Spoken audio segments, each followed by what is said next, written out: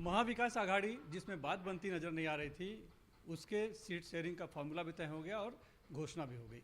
लेकिन महायुति जो कि बहुत आगे नज़र आ रही थी, उसमें अभी भी कई सीटों का पेच फंसा नज़र आ रहा है और सभी सीटें में से कितनी सीटें किसे जाएंगी, किस दल को जाएंगी, वो अभी तक साफ नहीं हो पाया है, लिहाजा घोषणा नहीं हो पा रही है। आखिर ऐसा क्यों, ये जानने के लिए हम आए हैं महाराष्ट्र बीजेपी के प्रदेश के प्रवक्ता और विधायक राम कदम जी के पास। सर, कहाँ तो आप लोग बहुत आगे थे, महाविकास आघाड़ी पे उंगलियां उठा रहे थे, अब देखिए आप लोग का ही सीट शेयरिंग का मामला फंसा है, अभी तक सुलझ नहीं पाया।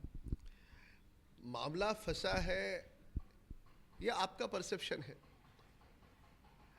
हमारी नज़र में हमारे वरिष्ठ नेताओं ने सब सूची तय की है, कब, कहाँ और किस समय किसका नाम की घोषणा करनी है, ये वरिष्ठ नेता तय करेंगे।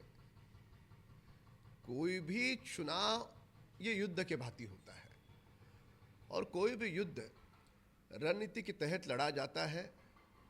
वो अचानक से मन में आया और किसी की घोषणा की, ऐसा नहीं होता। टाइमिंग देख करके उसकी घोषणा की जाती है और वही रणनीति हमारे केंद्र के वरिष्ठ नेता अपने समय के हिसाब से करेंगे।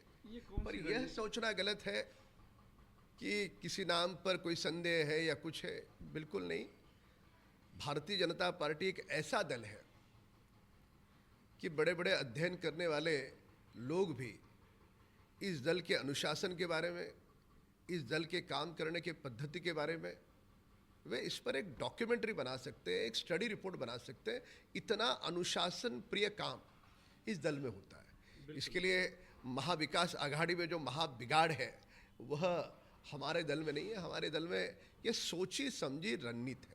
और ये कौन सी रणनीति है कि नासिक में एकनाथ शिंदे शिवसेना हेमंत गोडसे लगातार प्रचार भी करना शुरू कर दिया उन्होंने, और इधर छगन भुजबल के लिए एनसीपी मांग रही है और दोनों में चल रहा है और कार्यकर्ता नीचे अंदर अंदर अंदर टकराव हो रहा है। देखिए, हम परिवार के भीतर की बातें हम कैमरे के सामने नहीं करते। परिवार की भीतर की बातें हम परिवार के भीतर ही उसको सुलझाते हैं। इसकी कोई कैमरा पे चर्चा नहीं हो सकती। सातारा में उदयन राजे भोसले भी वो लगातार प्रचार पर शुरू कर दिया उन्होंने। अब तो एनसीपी शरद पवार ने अपना उम्मीदवार भी घोषित कर दिया शशिकांत शिंदे को, लेकिन अभी तक उनको पता ही नहीं, बेचारे अधर में लटके हुए। किसको क्या घोषणाएं करनी है करे, लोकतंत्र में किसी को पाबंदी नहीं है। पर जब चुनाव के नतीजे सामने आएंगे तो महाराष्ट्र में 45 से अधिक सीटें हम ही जीतने वाले हैं। यह आत्मविश्वास है और ये काम के आधार पर है। और मोदी जी को जिस प्रकार से देश ने और महाराष्ट्र ने स्वीकारा है, उसके आधार पर हम ये कह रहे हैं। रहा सवाल कुछ कुछ जगहों का, वहाँ पर उम्मीदवार की घोषणा होनी बाकी है। केंद्रीय नेतृत्व सही समय आने पर वह घोषणा करेगा। सीट शेयरिंग भी है, जैसे ठाणे की सीट है, किसको जाएगी अभी तक चल रहा है, झगड़ा ही चल रहा है।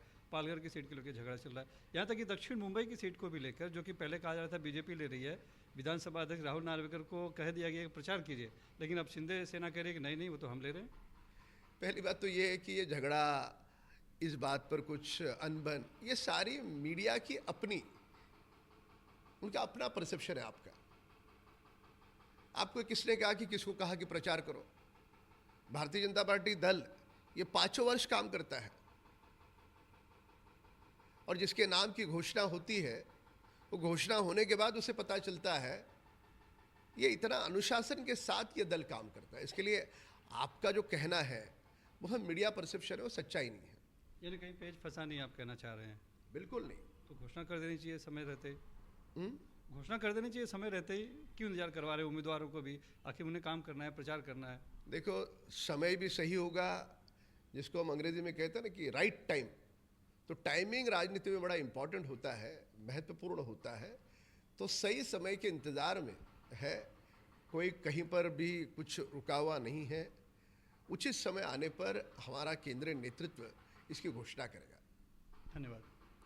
तो साफ तौर पर इनका कहना है कि ये देरी इसलिए नहीं है कि कोई पेच फंसा है, लेकिन ये बाकायदा बीजेपी की रणनीति का हिस्सा है। बहरहाल जो उम्मीदवार की उम्मीद लगाए बैठे हैं उम्मीदवार की, उनके लिए ज़रूर एक एक दिन भारी पड़ रहा है, क्योंकि आगे उन्हें चुनाव प्रचार करना है, अगर चुनाव जीतना है तो। मुंबई से cameraman Praveen Rohit, Sunil Singh, NDTV India के लिए।